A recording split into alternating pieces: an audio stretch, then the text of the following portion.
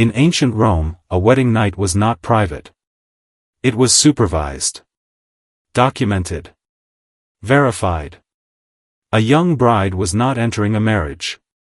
She was entering a legal process. This is what Rome required from a woman on her wedding night, and why survival mattered more than consent. Alright, here's where you're at now. You're 19 years old, officially a Roman bride. Congratulations, I suppose. There's no backing out of this anymore. It's the year 89 CE, during the reign of Emperor Domitian, and Rome has already made its decision about you. Your name is Flavia Tertia. You come from a decent, respectable family. And tonight, Rome is going to show you what marriage actually means, not the pretty version people talk about. This isn't about the saffron-colored veil or the walnuts tossed for luck. It's about the part nobody ever bothers to explain out loud. You're standing barefoot on cold marble floors. The torches crackle overhead, coughing smoke into the air. Behind you are 7 witnesses, standing still and silent like stone pillars. They're not here for romance or ceremony. They're here to make sure you fulfill your duty as a Roman wife. No one bothered to explain any of this until now. Of course they didn't. Slowly, you're led toward a wooden object in the corner, hidden under a heavy cloth. Your hands are shaking so hard you shove them into your sleeves, hoping no one notices. Everyone is watching. No one steps in to help. Your mother warned you earlier that morning. Don't fight it, she said. Whatever they tell you to do, don't resist. Now it finally makes sense why she cried while braiding your hair. There's something Rome never bothers to soften. Marriage here is about ownership. Your father signs you over. Your husband takes possession. From this point on, you are considered property.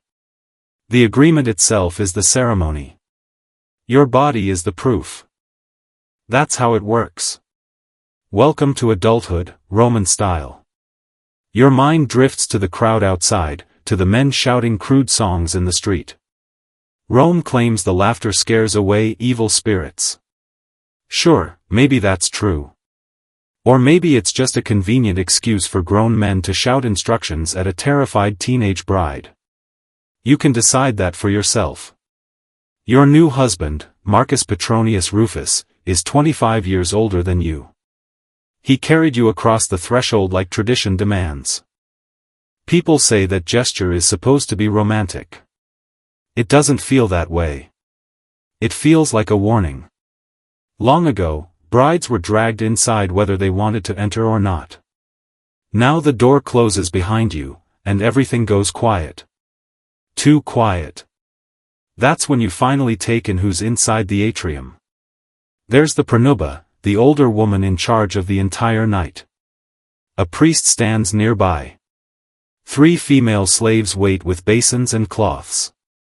A physician sits off to the side, a leather bag resting at his feet. And there, in the corner, is the draped wooden object, still waiting. There are a lot of people in this room for something everyone insists is private. The pronuba grips your hands like she's stopping a runaway animal. Her grip is firm. Controlling. You are now in your husband's home, she tells you. What she really means is simple: this is where you belong now. Whether you want to or not, she guides you toward the covered statue. You can feel the witnesses staring into your back like nails. Rome loves witnesses. Rome doesn't trust anything without contracts, signatures, and at least 6 people ready to swear they saw it happen. Living here comes with rules. You either learn them fast, or you get crushed by them. Rule number 1, keep your head down and your mouth shut. You reach out and pull the cloth away. And there it is. A wooden figure shaped like a god Rome rarely mentions by name. Nutinus Tutinus. A fertility deity brides must acknowledge before their husbands are allowed near them. Trouble, carved into wood. Shaped unmistakably like a phallus, its purpose becomes terrifyingly clear as the pronuba begins explaining what you're required to do. Nutinus Tutinus was Rome's god of fertility and sexual initiation. We know he existed because ancient writers mention him, but only briefly, and always with obvious discomfort. Centuries later, St. Augustine would write about this in the 5th century, right as Christianity was overtaking pagan Rome. He described the practice with open outrage. Roman brides, he said, were required to complete a seated offering ritual involving the statue, a sacred obligation that had to happen before a husband was allowed to consummate the marriage. You stop moving.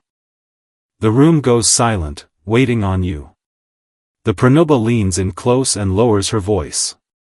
You must ask for his blessing, she tells you. You must offer yourself the way tradition demands. Your stomach sinks. Suddenly, your mother's warning clicks into place. And here's the part no one ever explains ahead of time. This ritual isn't symbolic. It's the opening step in Rome's verification process. Quick aside, if you're following this story and want to stay with it all the way down, hit like and subscribe so you don't miss what comes next. Alright. Back to Rome. The witnesses move closer. Not to help. Just closer. The priest murmurs a prayer under his breath. The physician readies himself for the examination. And standing there, stuck between tradition and a wooden god, one thing becomes painfully obvious. You are not here to be honored. You are here to be confirmed.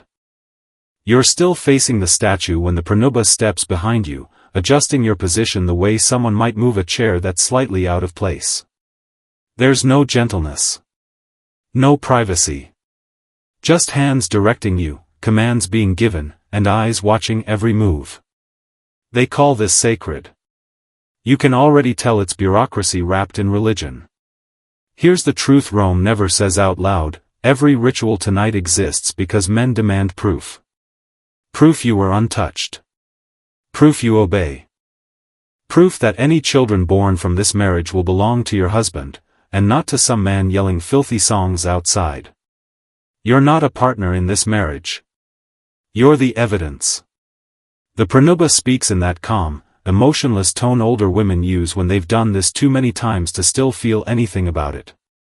The witnesses lean forward, not close enough to intervene, only close enough to remember.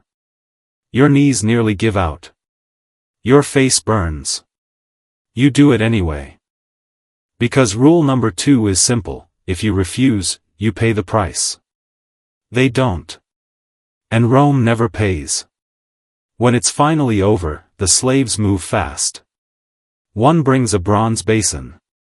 Another pours scented water over your arms, like they're wiping the moment away. You're shaking, but none of them look at your face. They've done this before. They'll do it again tomorrow. The priest mutters another prayer, though even he sounds bored. Let me explain something they don't teach you growing up. Roman religion isn't gentle. It isn't meant to comfort anyone. It's a checklist. Sacrifice. Smoke. Gesture. Finished. Your body has just been checked off the list. Next comes the physician. He's older, his hair tied back, his tools kept neatly in the leather bag he guards like it's gold. He doesn't greet you. There's no reason to. You're not a patient. You're a legal matter. He already examined you earlier, before the ceremony, the examination that confirmed you were a virgin. That record is sealed. That was the before. Now he needs the after. The prenubia nods. The witnesses shift their weight. You stand there, jaw locked, trying to leave your thoughts somewhere else. The physician works with the cold efficiency of a man inspecting a shipment of grain. And this is the part that really hits. To him, you're not a terrified girl on her wedding night. Your property being verified. When he's done, he delivers a short statement for the record. A slave writes it down on a wax tablet. If your husband ever hauls you into court, these 7 people can testify to every second of what happened tonight. You want to scream. You don't. Screaming is not an option. The prenubia announces that the preparatory rituals are complete. Which, translated, means the real ordeal is about to begin. They lead you toward the bedchamber. The door is left open on purpose. Oil lamps flicker along the walls. Shadows sway across the walls, moving like the room itself is paying attention. Your husband, Marcus, finally comes in. At first, he won't look at you. Instead, his eyes keep drifting toward the pranuba, like a nervous apprentice waiting to be told what to do next. That catches you off guard. You were expecting confidence. Authority. Something firm and decisive. What you get instead is a man who looks like he's about to sit for an exam he never prepared for. You settle onto the edge of the bed. You try to keep the sheets steady beneath your hands, but they shake anyway. The pranuba recites the formal words, the same ones she's been saying for decades. The gods have blessed this union. Let the marriage be consummated according to the laws of Rome. The words land heavy, like chains. The room feels tighter. Your heart crawls up into your throat. And then a thought hits you, late, sharp, unavoidable. Everything up to this point was just preparation. The real verification hasn't even started yet. The door stays open. The lamps remain bright. And you're sitting there, trying to breathe like a normal person while the full weight of Roman law presses against your chest. Marcus finally looks at you. Not with desire. Not with tenderness. It's more like he's checking whether a shipment arrived intact. Welcome to Roman marriage. Romance is optional. Verification is not. He sits beside you. The ropes under the mattress creak. The pranuba clears her throat, which is her way of telling him to proceed. In the hallway, the witnesses shift their weight. They're close enough to hear everything. That's intentional. Here's what museum plaques leave out: Roman consummation wasn't private. It was a legal step. Like stamping a document. Only the document is you. Marcus reaches for you, tentative at first. Maybe he's trying to be gentle. Maybe he's terrified himself. It's hard to tell. His hand hovers, then settles on your shoulder, careful, like he thinks you might crack. You don't. But something inside you folds in on itself, quietly. He keeps glancing toward the doorway. At the pranuba. At the physician's shadow behind her. As if any of them might silently tell him he's doing this right. And here's the part no one ever warned you about. You're both trapped. He has to perform. You have to comply. They have to witness. Everyone has a role. No one is allowed to leave. You lie back because there's nowhere else to go. The sheet beneath you feels rough. Your hands won't stop shaking. Marcus whispers something meant to reassure you, but you don't catch it. Your heartbeat drowns everything out. The pranuba steps forward once, briefly checking positioning. Yes, that's actually a thing. Then she steps back. She nods to Marcus like a teacher waiting for a student to finish the test. Eventually, he does. Awkwardly. Quietly. The pressure in the room never lifts. The witnesses listen for what they came for. Legal signs. Not emotional ones. Nothing human about it. When it's over, Marcus pulls away quickly. Like he's embarrassed by how it felt. Or by how little it felt. Hard to know. You try to sit up. But the slaves are already moving in. Towels. Water. Cloths. Efficient hands, practiced motions. Because the night isn't finished. Not even close. Here comes the part you already know you're not going to survive liking. The physician returns. Now he needs proof. He steps into the room like he's returning to a workspace he stepped away from moments earlier. And in his mind, that's exactly what this is. He doesn't offer comfort. He doesn't look away. He doesn't pretend this is uncomfortable. Why would he?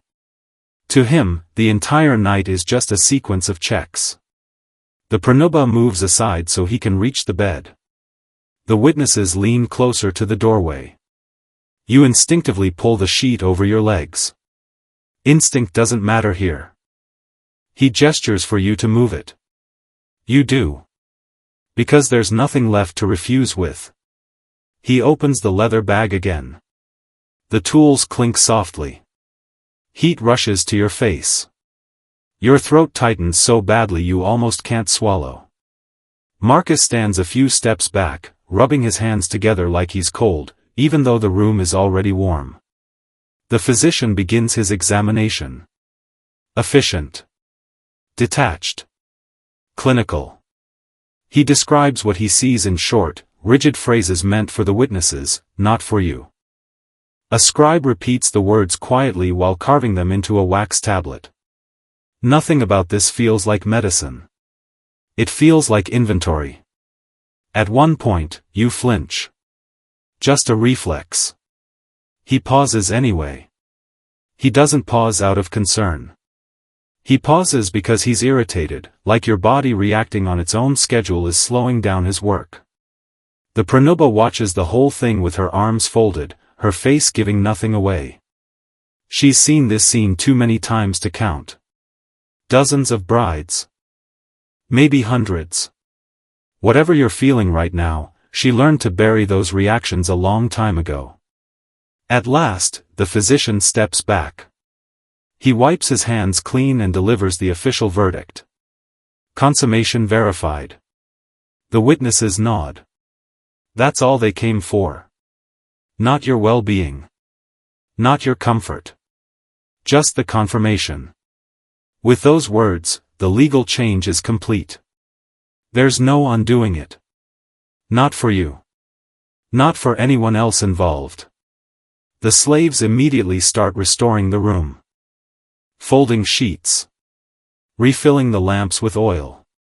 Everything moves with calm efficiency, like they're packing up after a public event instead of stepping over the last fragments of your childhood.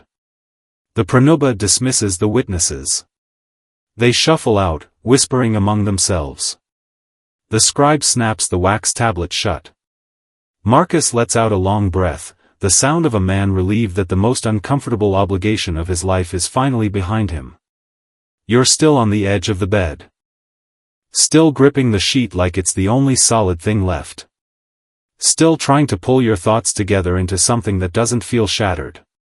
Marcus approaches again, but now his posture has changed. Hesitant. Almost apologetic. He murmurs something about rest. About tomorrow being easier. About you having done well. You don't answer. You don't trust your voice not to break. The Pranubha orders 2 slaves to bring wine. Strong wine. The kind meant to quiet the body enough to force sleep, even when the mind won't cooperate. Marcus leaves. His footsteps fade down the corridor. You are alone now. Or as alone as a Roman wife ever gets. The door doesn't fully close. Someone is always nearby. And your body officially belongs to someone else. You lie down slowly. The lamps dim. The house settles. That's when the truth finally lands. What happened tonight wasn't an ending.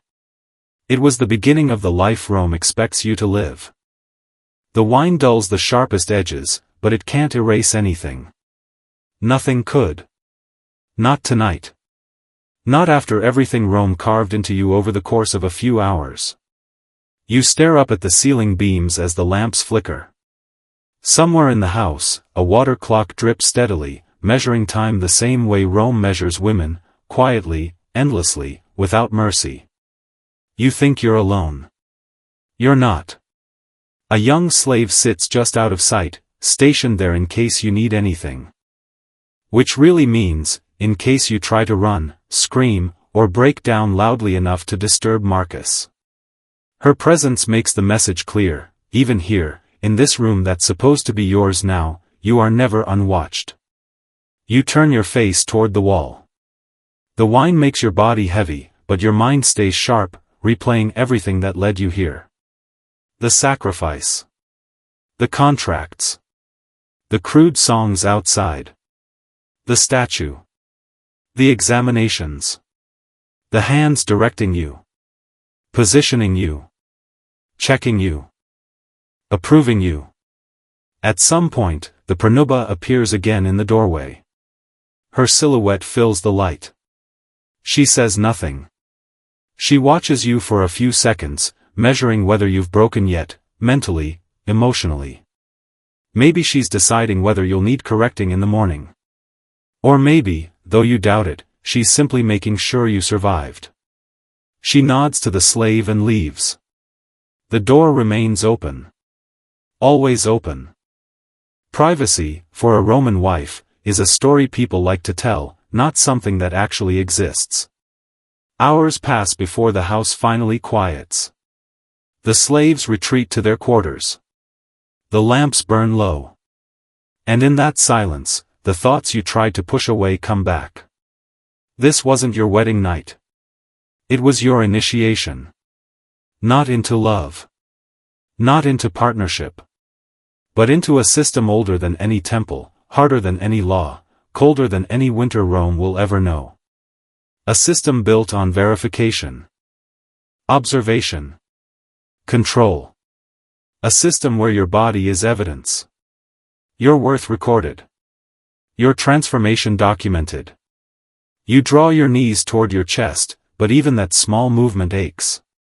The sheets smell of oil, smoke, and the faint metallic trace left by the physician's tools.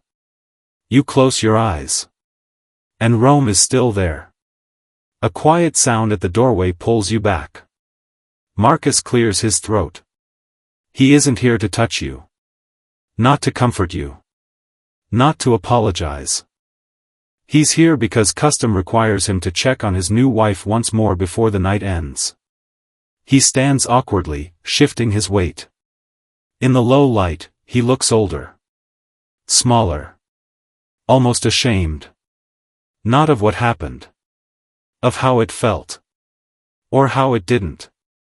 Rest, he says. Tomorrow will be easier. You don't respond. You're not sure you believe him. You're not sure he believes himself. He lingers, like he wants to say more. But Rome trained him well. Trained him not to question the system that shaped him. Not to see you as anything other than something he owns. Something he's responsible for. Something he's entitled to. He leaves. The silence settles back in. At dawn, footsteps wake you. Soft voices. Routine. The Pranuba arrives first. Her eyes take everything in, your color, your expression, the state of the bed. She nods once. The transition is complete. Slaves bring warm water, oil, clean linens. You're washed again. Scented again. Arranged again. Rebuilt into the shape of a Roman matron. Your wedding night is officially over. The rituals are not. There's one final obligation. The witnesses gather in the atrium for the morning affirmation. The physician reads his short record. The Pranuba gives her testimony. Marcus signs the wax tablet. You stand beside him, silent, an accessory to your own paperwork. When it's done, the tablet is filed away with Marcus' household records. Alongside contracts for grain, land boundaries, and debts. Your first entry in his archive. Verified property. As the house shifts into its daily rhythm, slaves sweeping, merchants arriving, cooks preparing the morning meal, you find yourself standing in the doorway of the chamber where everything happened. The bed is made. The lamps are out. The tools are gone. But the memory is still there, carved into the space. You wrap your arms around yourself. Not from cold. From instinct. An instinct Rome never bothered to teach you how to silence. For the first time since you arrived, daylight fills the house, and you see it clearly. This is your world now. These rooms are your limits. These people are your witnesses. This man is your owner. This body no longer belongs to you. But here's the part no ritual mentions, no pranuba teaches, no physician records. Roman wives survive not by forgetting, not by accepting, but by endurance. By lasting longer than the system expects. You take a slow breath. Your life as Flavia Tertia, Roman wife, has begun. Rome expects you to be silent. But inside, where no witness can see, no pranuba can inspect, no physician can document, you are not silent. Not anymore. Not ever again. We hope you liked this video. Subscribe if you're a history addict, and tell us which people or time periods you want covered next. And don't forget to watch the next video in the series.